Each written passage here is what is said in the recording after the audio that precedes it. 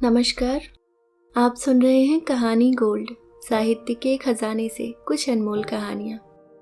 दोस्तों, अगर आपको मोटिवेशनल स्टोरीज और मोटिवेशनल कोट्स सुनने पसंद हैं तो आप मेरे दूसरे चैनल थोड़ी सी स्पिरिचुअल को सब्सक्राइब कर सकते हैं। लिंक डिस्क्रिप्शन बॉक्स में है। तो आइए सुनते हैं मालती जोशी जी की लिखी कहानी जीने की राह। दरवाजा खोलते ही उसने देखा रंग बिरंगी पतंगों से घिरी उसकी आकृति मुझे भरत की याद दिला गई। एक बार स्कूल में आयोजित बाल मेले में उसने इसी तरह घूम घूम कर पतंगे बेची थी। हम लोग भी वहां निमंत्रित थे। भीड़ को चीरता हुआ वह मेरे पास आया था। माँ जी, मुन्ने के लिए पतंग लेंगी? देखिए कितनी खूबसूरत है। उसकी आंखें शरारत से चमक रही थी। यह केसरिया दे दो भाई, हमारे बच्चे को यह रंग बहुत पसंद है, मैंने भी ग्राहकी के अंदाज में कहा था। वह पतंग मेरे हाथ में देते हुए बोला था, 10 पैसे निकालिए। 10 पैसे? बाप रे, इतनी महंगी? और मैंने हंसते हुए 1 रुपया उसके हाथ पर रख दिया था और मेरे मना करते हुए भी उसने बाकी पैसे मुझे लौटाकर ही दम लिया था। माँ जी, पैसे पैसे? कुछ कहते कहते मेरी जुबान रुक गई। मन वर्तमान में लौट आया। मेरे हाथ में केसरिया पतंग थी और वह लड़का हाथ फैलाए खड़ा था। मैं उसका मुंह देखती रह गई। दोबारा याद दिलाने पर ही पैसे दे सकी। अपना रंगीन तामझाम लेकर वह जब सड़क पर जा रहा था तब मैंने उसे ध्यान से देखा और मुझे अपने ही ऊपर हंसी आ गई। क्या सोचकर मैंने भरत से उसकी तुलना की थी। भरत का गोरा चिट्टा रंग था, लंबा छरहरा कद, सुनहरे बाल, नीली आंखें, एकदम यूरोपियन लगता था। याद आते ही कलेजे में कुछ गड़ने लगता था। पर उस एक क्षण को मुझे पता नहीं क्यों उस बच्चे में भरत की छवि दिखाई दी और उसी कमजोर क्षण का परिणाम थी यह पतंग जो अब मेरे हाथ में थी। पतंग लेकर मैं भरत के कमरे में आई तो इन्होंने आंखें उठाकर मुझे देखा। लगा कि कहेंगे, यह क्या पागलपन सवार हुआ है तुम पर वह कुछ नहीं बोले। वह खुद कौन कम पागल थे। दिन भर उसकी पुरानी चिट्ठियों को पढ़ते रहते थे। इससे जी उब जाता तो उसकी पुस्तकें करीने से लगाते या उसके मेडल्स और कप चमकाते रहते। मैं उनका साथ देती हुई सी दिन भर उसका कमरा साफ करती, उसके कपड़े प्रेस करती, उसकी मेज पर फूलदान सजाती और उसकी प्यारी रिस्ट वॉच में नियम से चाबी देती। उसका बिस्तर हमेशा साफ सुथरा रहता और जूतों की पॉलिश जरा भी धुंधली नहीं पड़ पाती थी। हम दोनों की सारी दुनिया उसे एक कमरे में ही सिमट आई थी। कमरे की साज सज्जा इतनी जीवंत थी कि लगता था भरत आजकल में ही छुट्टी से लौट रहा है। जबकि असलियत यह थी कि वह ऐसी लंबी यात्रा पर चला गया था जहां से कभी कोई नहीं लौटता। पतंग हाथ में लेकर मैंने सारे कमरे में नजर दौड़ाई। कहाँ लगाऊं इसे? मेरी नजर मेज पर गई जहां भरत की एनलार्ज फोटो रखी थी, यूनिफॉर्म में। नीचे बड़े बड़े अक्षरों में वैशाली ने लिखा था, फ्लाइट लेफ्टिनेंट भरत कुमार। सीमा सुरक्षा दल के लिए रसद ले जाते हुए उसका विमान हिमालय की कंदराओं में कहीं खो गया था। पता ही न चला बचपन से उसे आकाश में उड़ने का शौक था। हमेशा ऊंचे आकाश में विचरण करने वाले एरोप्लेन में उसका एक खास आकर्षण रहा। बचपन का यह शौक बड़े होने पर जीवन के ध्येय में बदल गया और मृत्यु ने उसका वरण भी किया तो उसी माध्यम से। केसरिया पतंग मेरे आकाश मार्गी पुत्र के फोटो के ऊपर फहरा रही थी। दूसरे दिन वह लड़का फिर आया। इस बार उसके पास पतंग के साथ कागज की गोल गोल घूमने वाली चरखियां थी। तीसरे दिन वह फिर आया, चौथे दिन और फिर 5वें दिन भी।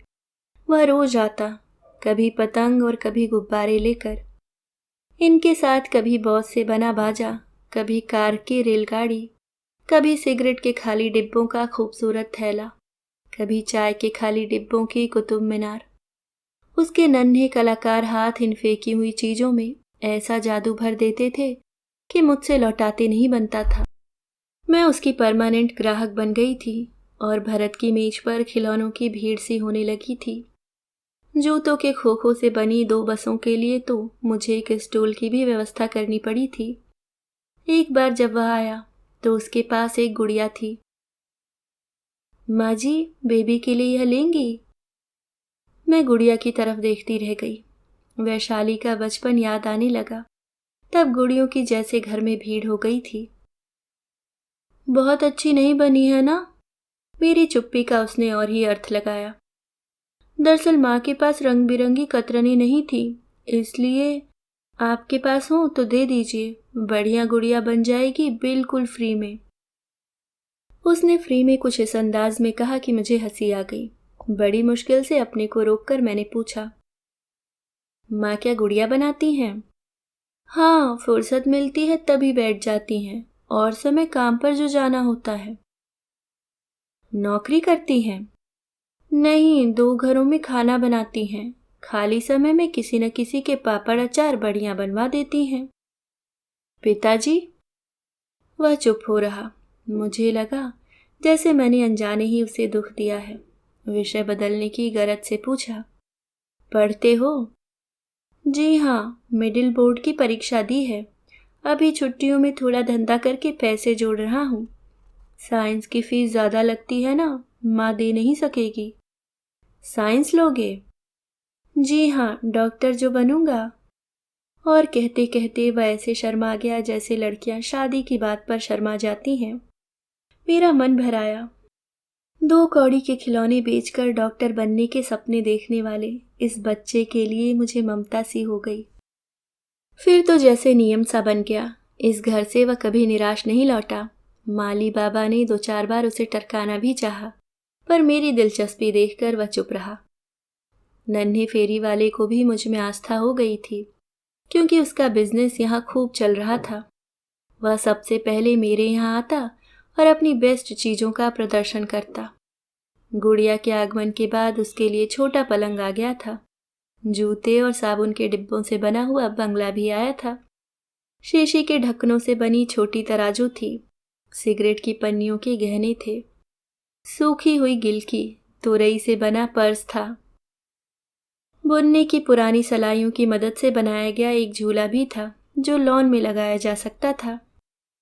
इन सब चीजों के आकार प्रकार बहुत अच्छे नहीं थे, पर उसकी कल्पना शक्ति की दाद देनी पड़ती थी। अक्सर हम लोग देर तक बातें करते रहते। इन बातों के द्वारा मैंने उसकी दोनों बहनों के बारे में, माँ के बारे में, स्कूल और टीचर्स के बारे में काफी कुछ जान लिया था। मुझे मालूम था कि छोटी उमा बहुत शैतान है, रमा बहुत अच्छा गाती है, माँ की मालकिन मिसेस भंडारी मोटी हैं, हिंदी के गुरुजी शुद्ध न रखी, वे हमारी हर बात झेलने को तत्पर रहे। नौकर छाया की तरह इर्द गिर्द मंडराते रहते। हम लोगों को पानी हाथ से लेकर पीना नहीं पड़ता था, और बच्चे, वे तो इतने प्यारे थे, ऐसी मीठी मीठी बातें करते कि गहरी से गहरी उदासी भी दूर भाग जाए। पर यह सारा सुख ऐसे लगता जैसे 36 व्यंजनों से भरा थाल हो, बिना नमक का। जुलाई बीतते बीतते घर की याद आने लगी और मन भागू भागू करने लगा। बच्चों के स्कूल शुरू हो गए थे और दिन पहाड़ से लग रहे थे। बरसात में रास्तों के खराब होने का भी डर था, इसलिए अगस्त के पहले हफ्ते में ही हम लोगों की स्थिति किसी भटके हुए बच्चे की सी हो गई थी। नगर सीमा में प्रवेश करते करते ही ड्राइवर ने बताया कि पेट्रोल खत्म है। शहर में उस छोर पर घर था। पेट्रोल पंप की शरण लेनी पड़ी। थकान से निढाल होकर मैं पीछे की सीट पर लुढ़क गई थी। ड्राइवर ऑर्डर दे रहा था, गाड़ी साफ करना भाई जरा। गाड़ी की हालत वाकई खराब हो गई थी और गफूर अपने श्रम की बचत करना चाह रहा था। चलते समय बख्शीश के लिए एक नन्हा हाथ अंदर आया तो हम दोनों चौंक उठे। वही था। बाल कुछ ज्यादा बढ़ गए थे, कपड़े कुछ ज्यादा मैले हो गए थे, पर आंखें वही थी, विश्वास की चमक लिए हुए। तुम यहाँ? जी, छोटी बहन को टाइफाइड हो गया था, इलाज में काफी पैसा लगाना पड़ा, कर्ज हो गया है। और पढ़ाई? नाइट स्कूल में जाता हूँ। क्या वहाँ साइंस भी पढ़ाते हैं? प्रश्न मेरे होठों तक आकर लौट गया। मैं उसकी पीड़ा नहीं कुरेदना चाहती थी। ड्राइवर से कहा, गफूर, दरवाज़ा खोलकर इसे अंदर ले लो। जी? वह चौंका। कुछ नहीं, घर चलो फिर बात करेंगे। वह चुपचाप गाड़ी में बैठ गया। वैशाली ने शायद ट्रंक कॉल कर दिया था। घर द्वार सब खुला हुआ साफ सुथरा मिला। ये तो निढाल होकर सोफे पर लेट गए। वह सिकुड़ा सा कुर्सी पर बैठ गया। मैंने भरत की अलमारी खोली। फिनाइल की गोलियों की गंध नाक में भर गई। कपड़े ऐसे रखे हुए थे जैसे अभी अभी कोई आकर इन्हें पहनेगा। मेरी आंखें भर आईं। कब तक मैं इन्हें इस तरह सहेज कर रख सकूंगी? धीरे से मैंने एक जोड़ी कपड़े निकाले। उसके पास आकर कहा, मेरे साथ आओ, तुम्हें बाथरूम दिखा दूं? हाथ मुंह धोकर फ्रेश हो लो, फिर बात करेंगे। बंगले की सजावट और बनावट को विस्मय विमुग्ध दृष्टि से देखता हुआ वह मेरे पीछे पीछे हो लिया। उसे नहाने भेजकर मैं इनके पास आकर बैठ गई। दरअसल मैं उसके लिए कुछ करना चाहती थी, पर क्या करूं समझ में नहीं आ रहा था। मैंने अपना पर्स टटोला। कल ही 100 का नोट बुनाया था। वैशाली को, जमाई साहब को, बच्चों को, नौकरों को, सबको चलते समय कुछ न कुछ देकर। इस समय पर्स में 30 रुपए बाकी थे। मैंने साइड टेबल से एक खाली लिफाफा उठाया और उसमें वे रुपए रखे। तभी मेरे हाथों से वह लिफाफा छीन लिया गया। पैसे के प्रति इन्हें कभी भी मोह नहीं था। भरत के जाने के बाद तो यह और भी उदासीन हो गए थे। फिर आज मेरी आंखों के प्रश्न उन्होंने पढ़ लिए। बोले, जो लड़का इतनी उम्र में अपने पैरों पर खड़ा हो रहा है, उसे भीख देकर अपमानित मत करो।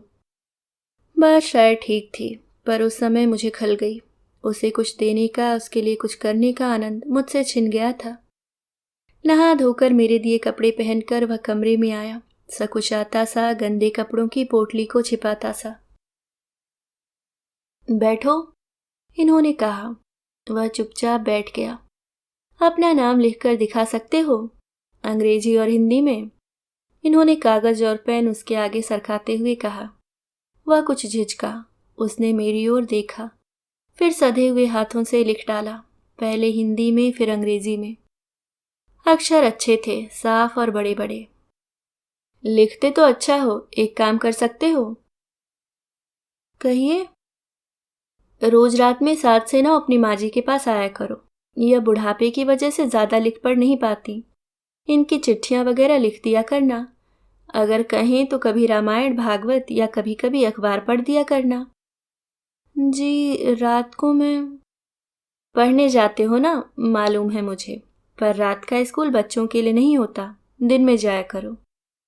जी, वो एडमिशन। उसका जिम्मा मेरा है, समझे? अपने पुस्तकें यहीं ले आया करो। जिस दिन काम न हुआ पढ़ते रहो। इतना बड़ा घर है, ठीक है? हम लोग फिलहाल 50 दे सकेंगे, मंजूर है? 50? आश्चर्य से उसकी आंखें फैल गईं। अच्छा, यह लो अपना एडवांस, और अब जा सकते हो। लिफाफा हाथ में लेते हुए उसकी आंखें भर आई थीं, और मेरी भी। अभी थोड़ी देर पहले रुपयों को लेकर उनके बारे में क्या क्या सोच गई थी। उसकी जाती हुई आकृति को वह बड़ी देर तक देखते रहे, फिर जैसे अपने आप से ही बोले, पता नहीं ऐसी कितनी ही प्रतिभाएं पैसे के अभाव में मुरझा जाती होंगी। सुनो, एकाएक उनकी आवाज में एक धार सी आ गई थी। सोचता हूं अपने भरत के नाम से 2-4 स्कॉलरशिप शुरू कर दूं। उसके कौन कौन से विषय थे, याद है? इन विषयों में हाई स्कूल और यूनिवर्सिटी परीक्षाओं में जो टॉप करेंगे उन्हें उनका लाभ मिलेगा। उसके स्कूल और कॉलेज में भी कुछ छात्रवृत्तियां अलग से प्रारंभ कर दूंगा। कल ही प्रिंसिपल को लिख दूंगा।